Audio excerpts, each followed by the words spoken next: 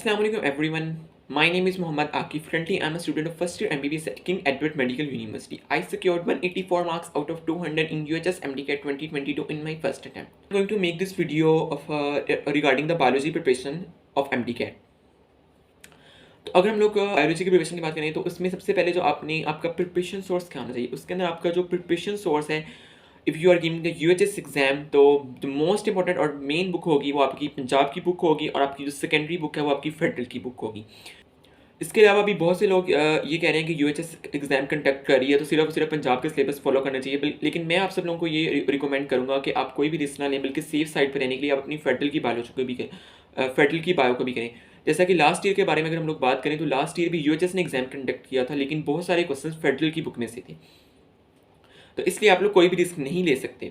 आपने अपनी बुक के नॉलेज के साथ ही कंटेंट रहना है। मैंने सिर्फ पंजाब और फेडरल की बुक से तैयारी की थी और मेरे 65 आउट ऑफ 68 मार्क्स से सिर्फ 3 एमसीक्यूज रॉन्ग थे, और जो 3 एमसीक्यूज रॉन्ग थे वो ना तो पीटीपी की बुक से थे ना फेडरल। ज़्यादातर जो क्वेश्चंस होते हैं वो नॉलेज बेस होते हैं, इसलिए आपके ऊपर बुक के ऊपर जो आपकी ग्रिप है वो बहुत ज़्यादा स्ट्रॉन्ग होनी चाहिए। बुक की एक एक जो लाइन है वो आपको याद होनी चाहिए।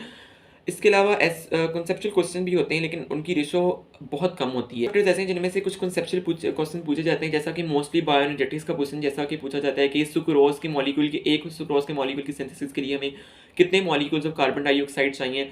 लेकिन ज़्यादातर क्वेश्चन जो हैं वो हमारे पास बुक से नॉलेज बेस थी।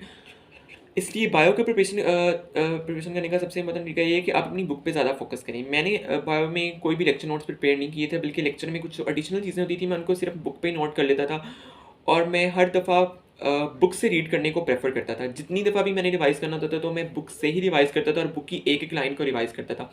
और ये एक बहुत इंपॉर्टेंट टिप है कि आप जितनी दफ़ा भी रिवाइज़ करें तो आप अपनी बुक की एक एक लाइन को रीड करें, क्योंकि हर दफ़ा आपको कोई ना कोई नई चीज़ मिलेगी और आप सोचेंगे कि ये वाला पॉइंट तो मैंने पिछली दफ़ा मिस कर दिया था। उसके ऊपर ग्रिप बहुत ज़्यादा स्ट्रॉन्ग होनी चाहिए। आपके नीचे जो फुट नोट्स लिखे हैं इवन कि आपको वो भी याद करने हैं। इसके अलावा बायो और फेडरल को कंबाइन करके पढ़ने का सबसे आसान तरीका ये है कि आप जो है पहले अपना एक टॉपिक, जैसा कि आप गोल्गी अपरेटस वाला जो टॉपिक है वो अपनी याद करने लगे हैं, तो पहले आप अपनी पंजाब की बुक से उसे अच्छी तरह रिवाइज़ कर लें, उसके बाद फेडरल पे जाएं। पहले फेडरल स्टार्ट ना करें। कुछ स्टूडेंट ये करते हैं कि वो कहते हैं कि पंजाब तुमने पढ़ी हुई है तो फेडरल उठा लें। ऐसा आपने हरगिज़ नहीं करना। आपने अपनी पंजाब की बुक को बिल्कुल नहीं छोड़ना। आपने पहले अपनी पंजाब की बुक से पूरे टॉपिक को रीड करना है, उसके बाद अपनी फेडरल की बुक रीड करनी उस पूरे टॉपिक को रीड करना है, और आपने ढूंढना है कि कौन से पॉइंट्स जो हैं वो पंजाब की बुक से डिफरेंट है। अगर आपने पंजाब की बुक अच्छे तरीके से की होगी तो ही आपको पता चलेगा कि आपकी फेडरल की बुक में कौन से पॉइंट्स डिफरेंट है। अब जो डिफरेंट पॉइंट्स होंगे आप उनको हाईलाइट कर लेंगे। हाईलाइट करना आई थिंक जो है सबसे ज़्यादा टाइम सेविंग है। इसकी बजाय कि आप उसकी शॉर्ट लिस्टिंग करने बैठ जाएँ, आप उसको लिखने बैठ जाएँ, अपनी पंजाब की बुक पे लिखें, तो उसमें आपका बहुत ज़्यादा time I think so that waste होगा। और इसके अलावा हाईलाइट करने से आपको ये फ़ायदा होगा कि नेक्स्ट टाइम जब भी आपने रिवीजन करनी होगी तो अपनी सिर्फ पूरी बुक को रिवाइज करने की बजाय आप सिर्फ और सिर्फ हाईलाइटेड पॉइंट्स को रीड करेंगे, जिससे आपका काफ़ी सारा टाइम सेव हो जाएगा। इसके अलावा एक क्वेश्चन ये है कि क्या हम लोग फेडरल की शॉर्ट लिस्टिंग कर सकते हैं? तो आई थिंक सो डैट कि फेडरल की बुक को कम्प्लीटली एक दफ़ा थॉरोली पढ़ना जो है ना बहुत ज़्यादा ज़रूरी है, क्योंकि जब आप शॉर्ट लिस्टिंग करेंगे, किसी और की हुई शॉर्ट लिस्टिंग पढ़ेंगे तो उसमें आपको ये समझ नहीं आएगी कि जैसे उसमें सिर्फ वो पॉइंट लिखे होंगे जो पंजाब की बुक से डिफरेंट, तो उसमें जब आप पहली दफ़ा जब आप उसे रीड करने लगेंगे तो आपको समझ नहीं आएगी कि इससे पहले क्या बात हो रही थी, इससे बाद में क्या हो रही थी। इसलिए ज़रूरी है कि आप एक दफ़ा कम से कम फेडरल की बुक को पूरी रीड करें। मीन्स के पूरी रीड करने के बाद जो टॉपिक्स एमडीकेट के सिलेबस में इंक्लूडेड हैं, और फिर उनमें से उन पॉइंट्स को एक्सट्रैक्ट कर लें जो कि पंजाब की बुक में गिवन नहीं है, जरूरत नहीं है। तो आपने जो इंस्टीट्यूट ज्वाइन किया सिर्फ और सिर्फ उनके टेस्ट और प्रैक्टिस बुक वगैरह सॉल्व कर लें। बायो में मैंने कोई भी ऑनलाइन लेक्चर्स नहीं लिए थे, क्योंकि बायो में जो है जैसा कि मैं बार बार कह रहा हूँ कि आपकी बुक का नॉलेज जो है बहुत ज़्यादा इंपॉर्टेंट है, और आपकी बुक पे ऊपर ग्रिप बहुत ज़्यादा स्ट्रॉन्ग होनी चाहिए आपको। मेरे लास्ट ईयर बायो में 65 मार्क्स से आउट ऑफ 68।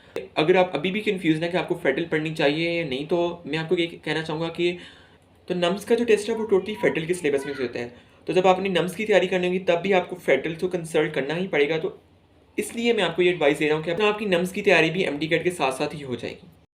इसके अलावा बायो में बहुत ज़्यादा डेप्थ में जाने की ज़रूरत नहीं, वो भी एक्सट्रैक्ट करने की कोशिश की थी, बट उससे ये हुआ था कि नॉलेज बहुत ज़्यादा हो गया था, ठीक है, और इतनी ज़्यादा नॉलेज को एंड तक रिटेन करना बहुत ज़्यादा मुश्किल हो जाता है। तो इसलिए मैंने सिर्फ और सिर्फ पंजाब को और फिर फेडरल को ही फॉलो किया, केपी के और बलोचिस्तान को करना छोड़ दिया, ठीक है। तो आप देख सकते हैं कि मैंने पंजाब और सिर्फ फेडरल से तैयारी की, उन दोनों बुक से तैयारी करके मेरे 65 मार्क्स आए आउट ऑफ 68 में। स्टोरेज डिजीजेस लिखी हुई हैं सेल वाले चैप्टर में, ठीक है। तो वहाँ पे ज़िक्र किया होगा कि 40 नॉन डिजीज़ेज़ हैं। अब हमारी बुक में सिर्फ 2 डिजीज़ेज़ मेंशन है, तो आपने सिर्फ और सिर्फ इन 2 डिजीज़ेज़ को ही तैयार करना है।